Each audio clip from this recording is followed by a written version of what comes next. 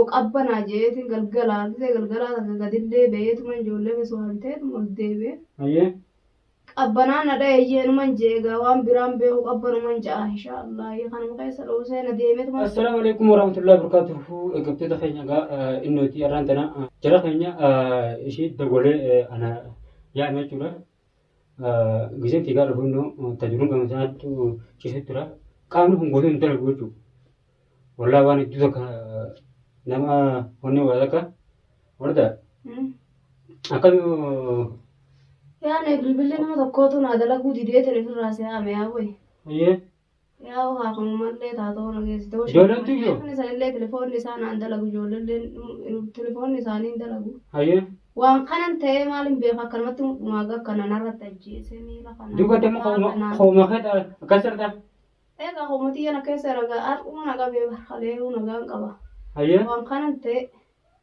waan hin ta'e hin beeku arrumaan tana har'umaan tana kunoo mucaa kiyyaa weeduma naaf ayyeetiin gammachuudhaan alhamdulillah wallahi gammachuurraa rifadhe gammachuurraa rifadhe moo akkamiin ta'e man jaawduman juumu dhiigat guutuu narratti callise wallahi gammachuu mee sheeka saniin tefitti hama jeetiin bilbila isallee bilbilli isaa indalagu faaja'anaan kaafu ayyee habiiniti sabiraati hundatti bilbileetuma duuba damma qooma keenaa dalageetan si'aame bara qoomantee akkas irra ta'umatii yan jira ijoollumatii yaa fe'an duuba mucaan gadillee iduu fayyee yaa mucaan fajjinaan ati amma qabuun tuni bara waan biraati gammachuu mucaan kiyyanaa fayyeeni gogoorifadhe jeetiin gammachuudha eegalee duraa boodara miiluma kana keessa na deemuu na eegaleetuma ilaan gamuudhitti na keessa deemuu an gammachuudhaan an fiduu wanti ta'idaa sin daawwadheen ati ammallee fagoo jirta waan kana amma durallee sitti himatiin jira jaarsa kiyya fayyifadheedin akka jetti nagaan kara biyyaa alhamdulillah kan mucaan naa fayyee ilmaanitii jeetiin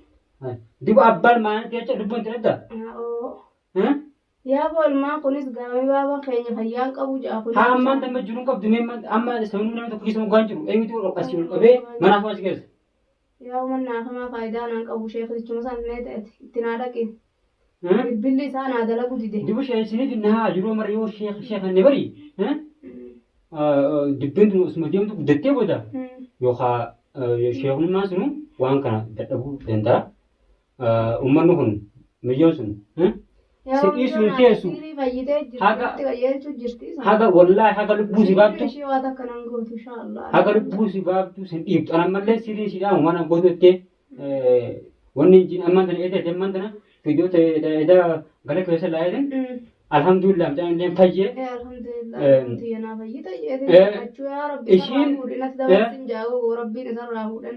ishiin ammoo wanni jajjoo jirtu amma Abrahaamin ishii tana dhabama godhii jettee ammaan tana argaan achirraa. Dhabama godhuun danda'u innillee yoo rabbuun xiyya na godhe maleedha. Sitti argitee jechuudha. Duuba ammaan waan kan turaa furmaanni jiru ammaan duuba furmaanni maal duuba. Ustii turte isaa dubbaa kana dhufee mana sajjeesu. Eessan dhaqa bakka dhaquutu hin jirre bara. Eessan dhaqa ilmaan kana wajjin ganda namarra deema manni kan argamne. Manni hin argamu magaalaa kana keessatti kun barbaada jabaa dallaalan sanuu nama qabu namni nama jala deemee. Maleedha mee bakkan dhaquun dhabee bara. Akkas ta'ullee gaa lubbuu dandeenya baasuu qabdaan jee bara nuun ammaan tana fiidiyoo dalaganii jiran deemii biiftuu san wardaa dhabama godhii jaan fiidiyoollee maru amma faatiraa sanafaa khalaas achi butuun godhaa yoo ture. Haa dubbiin dhabama godhi jaanga. Haa ishii jaanga way ishii jaan way. Waanatti hin dhufne gaana garreene. Waanatti hin dhufne. Adaraan kana wanti irratti hin baane olaan irratti hin baane. Maal irratti hin baasi boo fiiguu jiruun qabu. Jiruun qabu. Duba waan takka illee dhageenya jubaan isaa. Waan takka hin dhageenya. Duba tanaan jagaan dhoote mallee bira waan takka illee bira qubaan qabdu. Yaa maal quba qabu waan takka qubaan qabu wani. Efan edagaa eda irratti beeyetuma gammachuu mucaa kiyyaa kan fiidiyoo hunda maree gallakkisa. Way. Bara inni amma ishiin bara argitee jirti inni amma ati ammaan isa baasii dhufu. Miiluma kana keessa dhoosee na deema. Ayyee. Miiluma kana dhumaaga kana dhoosee na keessa deemaa bar jirutti hin jiru. Yaa amma dawuma tokko ofitti diddibu malee ka'e. Dawaa shaasii haanne.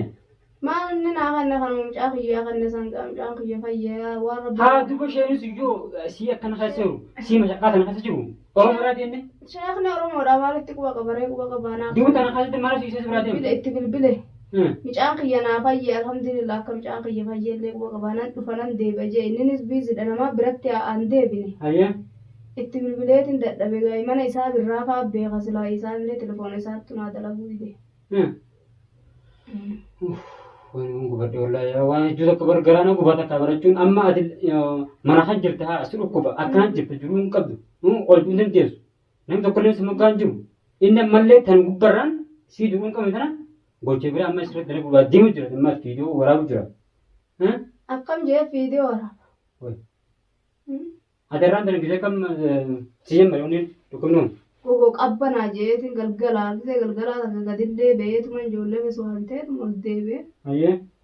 Qabbanaa na dhayeeyyenuman jeegaa waan biraan beeku qabbanuman ja'a inshaallah kanuma keessa dhoosee na deemeetuman sossa'uu dadhabee bara. Waan takka lafaa iddoo dadhabee bara. Duuba man akkamitti kophaa kan akkamitti gabbaadee qabachuu jirtu duuba nama dabaltee illee anillee. Bar nama hedduutti bilbilli isaanii dalagu warra. Hankeetti akkana siibaa naa bu'e. Duuba deemaan furmaanni maal furmaanni yoo waan kan jarabaate yoo deemtee yoo. Eessatti hin deemu? Mana kanaa bara bakka itti deemu. Fayyaantuu mana beekaa bara. Mana beekaa egaa manna isaati mana beekaa yaani akkamiin godharee bakka itti deemutu hin jirre. Ati mallee garaarraa muranne haa inni amma idallee akkan jiru jirtu. Hoggooti jaarsa jallee rabbi kanaa fayyisu. Wayi fayyaa qaba wayi fayyaan akkana na godhutti jira inni bara hiikuu silaa nama qabaadde kanuma qabanii namni nama. Bara miyyoon bara mana kasa jaartee bara. Nama qabanii naa wal'aanani malee inni fayyaan akkana godhatti hin jiru miyyoon akkuma ilmoo isaa gootee sanitti isattis gootee bardhamaafte. Malee silaa antara takka ishee na bayna kiyya fayyeetuma inni silaa ilmoo isaa kan akka ishiin goote kana beekee silaa irra na akkas. Bar nama inni bari miyyoon bari mana kasa jaartee bara. Nama fayyaa hin qabne tokko akkam durasitu nama fayyaadhaa miti. Ammaan tayyoo dhufee waan ta'an akka sirratti dalagee boodammas lubbuun dadhabde ilmaan kun tiree tafa. Fayyaa miti barisuma kanaa waan qaban iyyeetiin namatti bilbilu jira waan akka namuu telefoonni hin dalagu. Efa mucaan fayyee namuuf marraa achi gara galeeta isaa sana namuu wanni hin jiru. Wayi. Ibsa rabbuutu nama gargaaru. Rabbi ishee gargaaru laatee.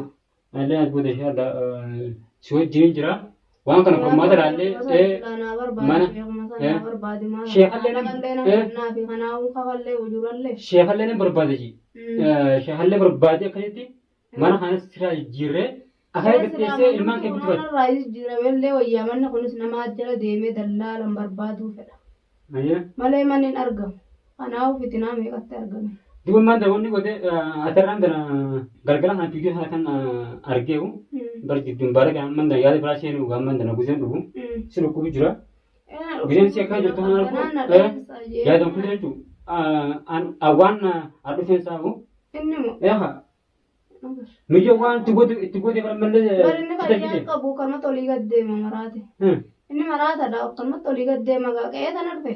Ulaan kulfii dhaabaan. Ulaan tiyya kulfiidha kulfiin keessa jirti. Gabbaatee. Galgala gabbee. Eegusin godhee cunquruu haasasii jemmare. Qabbanaa nadheen sagisa sallaa qabbana keessaan gabbee. Qabbana jeetumaan gala. Kophee takka waan adda kopheeti.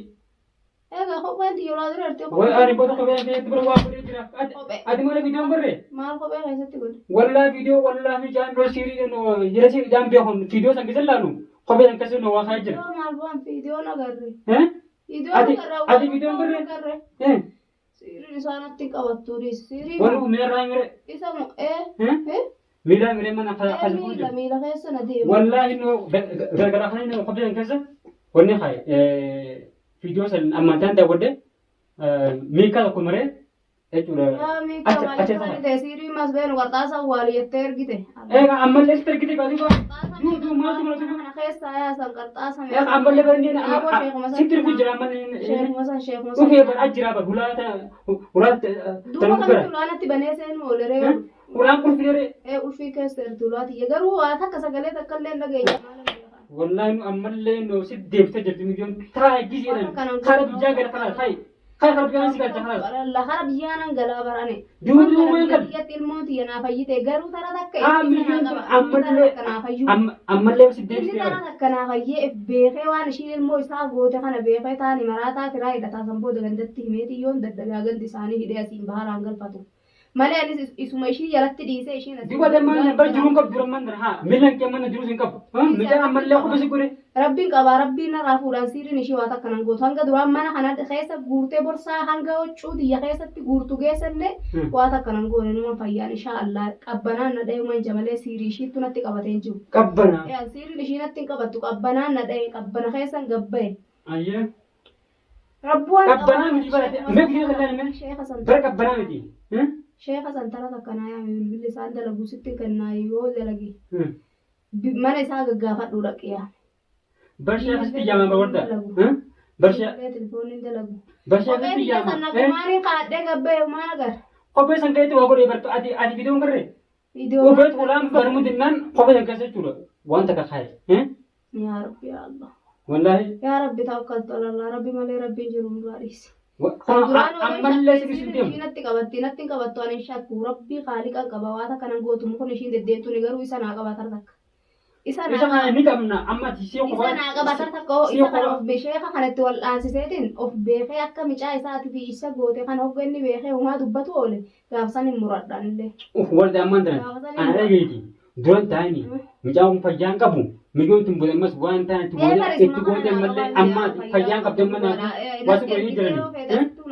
Karaa ajjeen footu jiran ijoollee wajjin sheekh mugaa si keessaa hayi. Yaa oyeessa sheekha moggaa nageessi taa'amti ilmaanii wajjin. Akkasuma ati miti eessamu. Asumatti naa yaame dhiisi. Namni ilmaan qabu mana namallee taa'uun ta'uu dhiisi nama. Dibochitti gaafnu mallee atillee nama dhageessu inni ummaan tana ummanni siirisi godhanii jiran. Namni nama ilmaan qabuun fedhuu bara.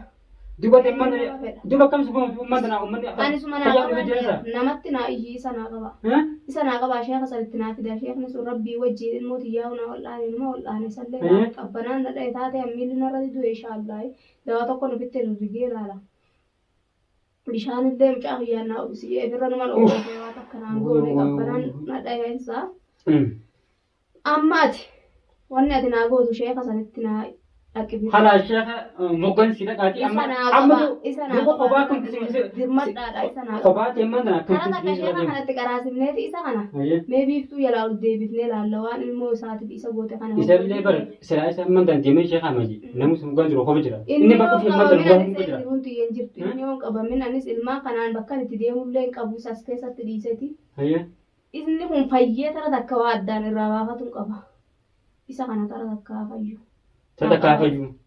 Naa qabaa isa. Yaaboo ishiin natti ergaa tanaaf hin jaabaraati nama barbaadi isa naa qabin jeane. Shee kana yaamanuu.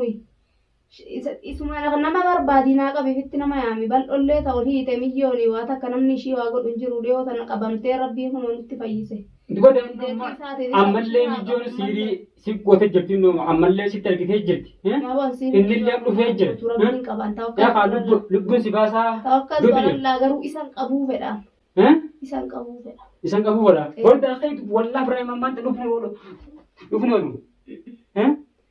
Haa dhufullee dha. Sheekha Ibrahim si gaazexee way amma yoo sodaatu duuba ammallee basiriisu godhee bara. Sheekha naa min jira. Bara qofaatti basiriisu godhee way ani bal duuba. Wallahi jireenya kanaa. Sheekha Sheekha sitti ijaaramatu qofaatti asiriisee moo? Dawaadhaan rifetti goggoran.